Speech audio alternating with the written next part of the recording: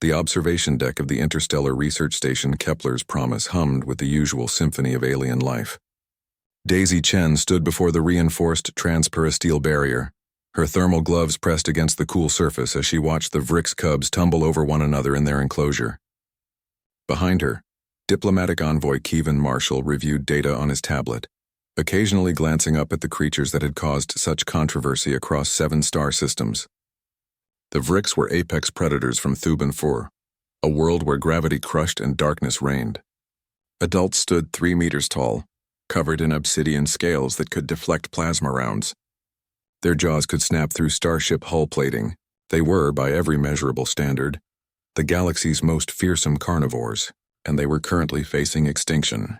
The Galactic Council still hasn't approved the conservation proposal, Kevin said, his voice tight with frustration. The Zenthari delegation argues that preserving apex predators sets a dangerous precedent. They want the Vrix classified as a galactic threat. Daisy didn't turn around. Her eyes tracked the smallest cub, barely the size of a large dog, as it stalked its siblings with exaggerated prowls. Because the Zenthari were prey species on their homeworld, she murmured. They look at the Vrix and see evolutionary trauma. Can you blame them? No, Daisy admitted. But I can't let fear guide policy either. These cubs deserve a chance. The research station had been humanity's contribution to the conservation effort, a neutral ground where xenobiologists could study the Vrix without political interference. Daisy had spent 8 months here, and in that time she'd learned something the galaxy refused to accept. Predators weren't monsters. They were simply efficient. Dr. Velshara, the station's Quillian director, emerged from the medical bay with her usual cluster of floating data screens. Her crystalline exoskeleton refracted the station's lights into rainbow patterns. Dr. Chen, the cubs need their enrichment rotation. Will you be entering the enclosure today? Every species on the station had recoiled when Daisy first proposed direct contact.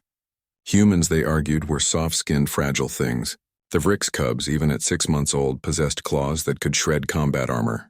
But Daisy had studied Earth's own apex predators, had worked with tigers and crocodiles and great white sharks. She understood something fundamental. Respect was a universal language. I'll go in, Daisy said. Kevin's head snapped up. Daisy, the council representatives arrive in 3 hours. If something happens, then they'll see firsthand why these creatures matter. She moved to the airlock, pulling on reinforced gloves and checking her bioscanner. The enclosure had been designed to mimic Thuban 4's environment. Low light, high humidity, and gravity at 1.4 Earth standard.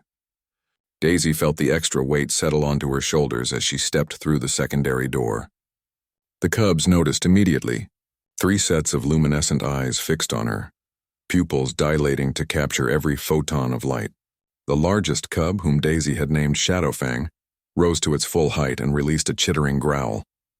It was a warning, not a threat. She'd learned the difference. Hey, beautiful, Daisy whispered, crouching low to appear less imposing. She pulled out a nutrient cube infused with Vrix pheromones, the scent designed to trigger positive associations. Shadowfang approached cautiously, nostrils flaring. Behind the transperisteel, a crowd had gathered. Dr. Velshara monitored vitals, her screens displaying Daisy's elevated heart rate and the cub's stress hormones. Kevin stood rigid, one hand hovering over the emergency containment controls. The smallest cub, Ember, darted forward with the reckless confidence of youth. She snatched the nutrient cube from Daisy's gloved hand and retreated to a corner to devour it. Daisy smiled, reaching for another cube when she felt pressure on her left hand. The middle cub, Wraith, had clamped its jaws around her glove. Through the transperisteel, Daisy heard the collective intake of breath from the observation deck. The pressure increased. Vrix's jaws developed slowly, but even at this age, Wraith could generate enough force to crack bone. The cub's eyes met hers, curious and playful, not understanding the danger it posed. Daisy's training screamed at her to stay calm, to avoid sudden movements. Her hand throbbed as the reinforced material of her glove began to compress. She had seconds before the cub's natural instincts triggered a full bite response. Then she remembered the footage from Earth, videos of wolf cubs and lion cubs playing with their mothers. She remembered how predators learned boundaries. Daisy opened her mouth and released a high-pitched yowl, a perfect mimicry of a wounded Vrix cub's distress call. She'd practiced it for weeks, studying recordings until her human vocal cords could approximate the frequency. Wraith's jaw released instantly. The cub stumbled backward, eyes wide with confusion and something that looked remarkably like concern. It tilted its head, chittering softly, the predatory stance melting into uncertainty. Daisy remained still, watching. Wraith approached again, but this time gently, pressing its scaled snout against her glove in what Vrix researchers had identified as an apology gesture. The cub's body language had completely shifted from predatory to protective. Incredible! Dr. Velshara's voice crackled through the enclosure's speakers. Dr. Chen, the cub's hormone levels just spiked with what we'd classify as empathy markers. It actually registered your distress. Daisy carefully stroked Wraith's head, feeling the warm scales beneath her glove. The cub leaned into the touch, producing a rumbling purr that vibrated through the enclosure floor. Shadowfang and Ember approached, forming a protective semicircle around her. She stood slowly, and the cubs followed her movements, attentive and calm. For the next 20 minutes, Daisy guided them through enrichment exercises, each interaction reinforcing the bond of trust. By the time she exited the enclosure, her gloves were scratched but intact and her heart was steady. The observation deck had filled with council representatives who'd arrived early, drawn by reports of the human in the predator den. Ambassador Thorax of the Zenthari delegation stood at the front, his compound eyes whirring as they processed what he'd witnessed. "Impossible," he whispered. "Predators don't comprehend distress outside their pack structure. They don't learn empathy." Kevin stepped forward, his diplomatic training finally finding purpose. "With respect, Ambassador, perhaps we've been asking the wrong questions. We've studied the Vrix as threats, as killing machines. Dr. Chen studied them as social creatures. She spoke their language, and they responded." Daisy removed her gloves, revealing red marks where Wraith's jaws had compressed the material. "Every species on Earth learned to coexist with its predators. We didn't do it by eliminating them. We did it by understanding them, by respecting the role they play in the ecosystem. The Vrix aren't monsters.